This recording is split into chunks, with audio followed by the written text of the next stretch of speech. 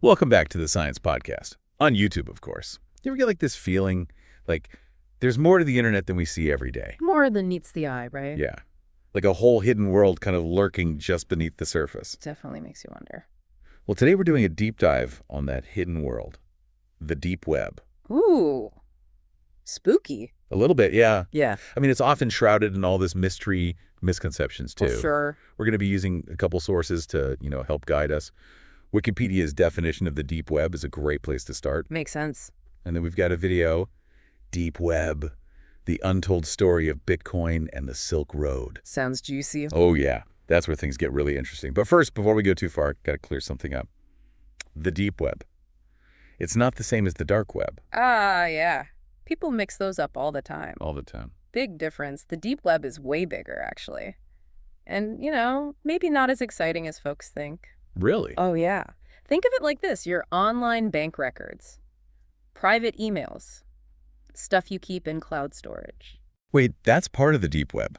Technically, yes. It's hidden from those regular search engines, Google and all that, but not because it's illegal, just because it needs passwords, security protocols, to keep it private. So it's not about, the actual content, but how easy or hard it is to get to. Exactly. It's like, picture this. A public library versus, a private vault. Okay. Both have information, but one, anyone can waltz in. The other, you need permission, special keys, all that. Perfect analogy. And that actually, it reminds me of something from that deep web video we talked about. Oh, yeah. They use this iceberg metaphor, which I thought was really helpful. Like, picture an iceberg. Okay, I'm picturing it. The part we see every day, that's the surface web, the tip of the iceberg. But under the water. There's that massive chunk we don't see, right? Right. That's the deep web. Huge. Wow. Makes you realize how much is hidden. And Wikipedia actually goes even deeper, breaks down all the different ways content gets hidden. So some of it's like what they call dynamic content. Mm-hmm. It changes depending on who's looking at it. Like what? Think of your social media feed, right? That's tailored just for you, pulled from this massive database of stuff, but you only see a tiny part. Huh.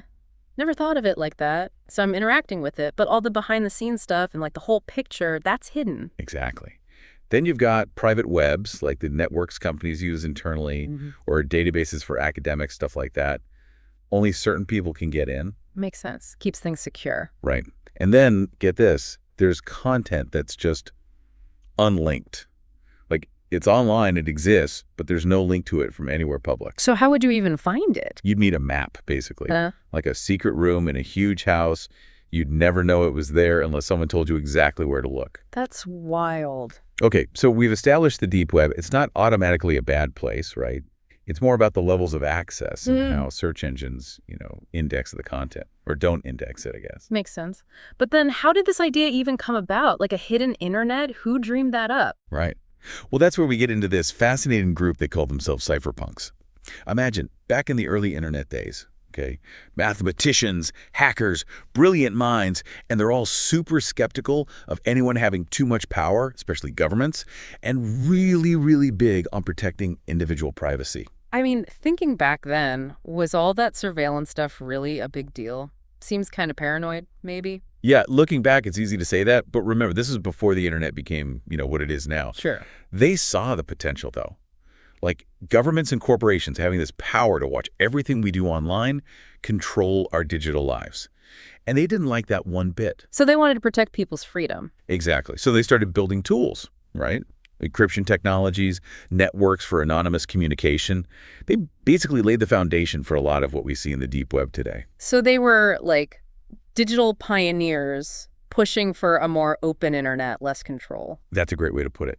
And it's amazing how their ideas from back then are still shaping the internet now. For sure. So what kind of tools are we talking about? Well, one of their biggest creations was the Tor network. Stands for the onion router. And it makes it almost impossible to trace your online activity. How's that work? It bounces your connection through a bunch of different relays all over the world. So it's like disguising where you're really coming from. Yeah, and it's wrapping your data in all these layers of encryption. Really hard to crack. No wonder Tor is so connected to the deep web. Makes sense. And wasn't that how the Silk Road got started? You got it. That's where things get really interesting. Oh, yeah, the Silk Road. That name alone, it's straight out of spy movie. Right. This hidden marketplace in the digital shadows. Totally. So what went down there? Well, like the video explains, Silk Road was basically an online black market. It blew up in popularity because of, Tor and Bitcoin, kept both buyers and sellers anonymous. And it became a hub for all sorts of, shall we say, illicit activities. Illicit. Try straight up illegal, right? Yeah, I mean, from what I remember reading, people were buying anything and everything. Drugs, fake documents, even, allegedly, hitmen for hire. Whoa, that escalated quickly. Right. But it wasn't just criminals using it, though, was it? That's where it gets kind of complex. There was a community around Silk Road, and a lot of them actually believed they were doing good, like fighting for freedom, making the drug trade safer by taking it online, less violence in the streets, that kind of thing. So they had this whole philosophy behind it, not just breaking the law for fun. Exactly. And driving that whole movement was this super mysterious figure, only known as Dread Pirate Roberts, or DPR for short. DPR, the puppet master. Okay, that we gotta dive into. Oh, we're just getting started. We've gone from boring old data to the shady world of the Silk Road, all in, like 15 minutes? Who knew the internet had so much going on beneath the surface? But we've got to take a break, come back, and unpack that whole DPR story and what happened to the Silk Road. I'm on the edge of my seat. So, Dread Pirate Roberts, DPR, he wasn't just like some tech guy running a website. Yeah. Oh, no, not at all. He became like this legend, a symbol for the whole Silk Road thing. Kind of like a Che Guevara for the digital age? Yeah, some people definitely made that comparison. DPR was all about this libertarian philosophy. Free markets, individual freedom, all that. So basically, he thought people should be able to buy and sell whatever they want. No government interference, even if it's illegal stuff. That was his argument. He saw the Silk Road as like this way to make that happen, to take power away from governments and give it back to the people. But I mean, come on, we can't just ignore the fact that they were selling hard drugs. Right. And then there were those crazy stories about hitmen for hire, too. It wasn't all just harmless freedom fighting. Right, and that's where things get really murky, ethically speaking. The video does a good job of showing both sides of that. Like, DPR, he also talked a lot about harm reduction. Harm reduction. How does that fit in with an illegal drug marketplace? Well, his argument was that the Silk Road actually made the drug trade safer. Like, by taking it online, you remove a lot of the violence that comes with street-level dealing. No more turf wars, no more shady characters lurking in dark alleys. I guess there's some logic to that, but it's still hard to square with the fact that they were facilitating illegal activity. Was he really that idealistic, or was it just a way to make himself feel better about running a criminal enterprise? It's impossible to know for sure what was going on in his head. And the whole mystery just got deeper when the FBI shut down the Silk Road back in 2013. That was huge news at the time. I remember hearing about it everywhere. So they finally caught DPR. That's what they said. They arrested this guy, Ross Ulbricht, at a library in San Francisco, totally normal-looking dude, late 20s, and they claimed he was the mastermind behind DPR. Wait, hold on. The FBI actually managed to break Tor's anonymity and figure out who DPR was? How did they do that? That's the million-dollar question, and it's still debated today. The FBI story is they caught Ulbricht red-handed logged into the Silk Road's admin panel right there in the library. They also said they found a journal on his computer where he talked about being involved, plus a bunch of Bitcoin that they traced back to Silk Road transactions. Sounds pretty open and shut, doesn't it? Mystery solved, DPR unmasked, bad guy goes to jail. Yeah, that's what the government wanted everyone to believe. But Ulbricht, he pleaded not guilty, said he wasn't DPR. And his lawyers, they raised some serious questions about how the FBI did their investigation. Like what? Well, their argument was that maybe Ulbricht had been involved with Silk Road early on, but he'd walked away from it. They said the journal and the Bitcoin, that could have been planted on his computer. Hang on, are we talking about a conspiracy theory here? Like the FBI framed him? I know, it sounds crazy, right? But there are some legitimate concerns about how they found the Silk Road servers in the first place. Those servers were supposedly hidden using Tor, remember, virtually untraceable.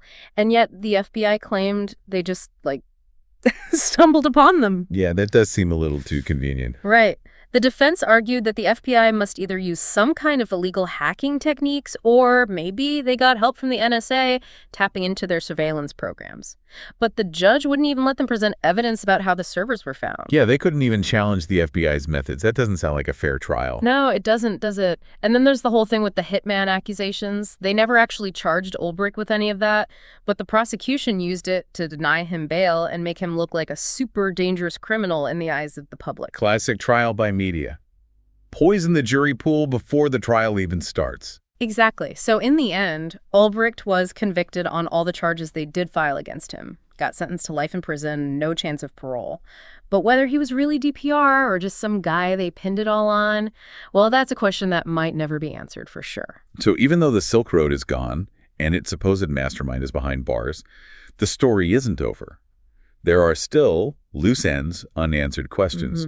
And the whole thing, it really changed how we think about the deep web. I mean, you can shut down a website, arrest someone. Yeah. But the Silk Road, it really changed things, brought the whole deep web idea into the spotlight. It's like we kind of knew it was there, but then suddenly, boom, headlines everywhere, made everyone think about, like, online privacy, what the government can and can't do, you know? And just what freedom even means in this digital world. It's tricky. Super tricky. The video, it actually made this point that stuck with me. They said, you take down the man, you can't take down the idea. Like, yeah, they shut down Silk Road. But what happened? A ton of other darknet markets popped up to take its place. It's like whack-a-mole. So it's this constant battle, the people trying to stay anonymous online versus, well, whoever's trying to police the internet. Exactly. And the tech, it keeps getting better, harder to track what's going on in the deep web. It's a huge headache for law enforcement globally. But it's not all about crime, right?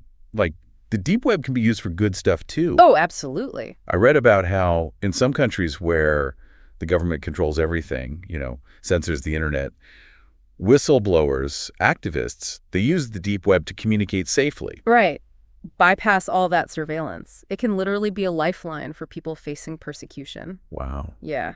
Organize protests, share info, connect with the outside world. The deep web gives them a voice when they'd otherwise have none. So it really is two sides of the same coin, huh? Totally. Liberation for some, exploitation for others. Depends who's holding the tools, what their goals are.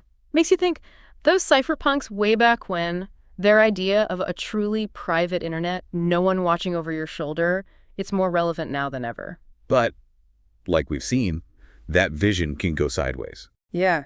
Get twisted, used for things they never intended. So where does that leave us? Can we even have the good parts of the deep web without the bad? Is there a way to balance privacy and, keeping people safe, freedom, but also responsibility, especially with how fast things are changing online? That's the million-dollar question. And I don't think there are easy answers. The deep web, it challenges all our assumptions about how the internet works, makes us think about some really tough ethical and legal stuff. And is true anonymity even possible online anymore?